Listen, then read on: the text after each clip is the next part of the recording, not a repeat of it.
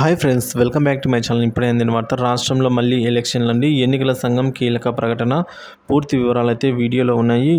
So మీరైతే వీడియోని ఎక్కడ కానీ స్కిప్ చేయకుండా చివరి దాకా చూడండి. అప్పుడే పూర్తి ఇన్ఫర్మేషన్ అర్థమవుతుంది. అలాగే వీడియోకి ఒక లైక్ చేయండి ఫ్రెండ్స్ ఇక విషయానికి వచ్చినట్లయితే పార్లమెంటు ఎన్నికల అనంతరం దేశవ్యాప్తంగా వివిధ రాష్ట్రాల్లో 13 అసెంబ్లీ స్థానాలకు జూలై 10న అంటే ఈ నెల 10వ తేదీన ఉప ఎన్నికలు జరగనున్నాయండి.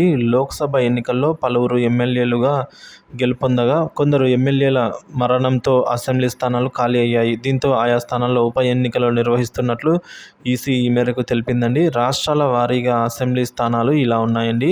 పశ్చిమ బెంగాల్లో 4 అసెంబ్లీ స్థానాలకు పోటీ జరగాల్సి ఉంది. హిమాచల్ ప్రదేశ్లో 3, ఉత్తరాఖండ్లో 2, బీహార్లో 1, తమిళనాడులో 1, పంజాబ్లో 1, మధ్యప్రదేశ్లో 1 స్థానాలకు పోలింగ్ అయితే జరగనుంది.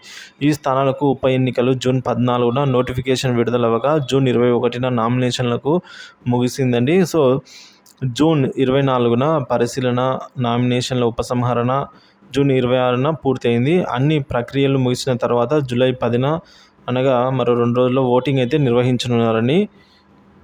సో వాటి ఫలితాలు కూడా మనం చూసుకున్నట్లయితే ఈ నెల 13వ తేదీన వెల్లడి కానున్నాయి ఫ్రెండ్స్.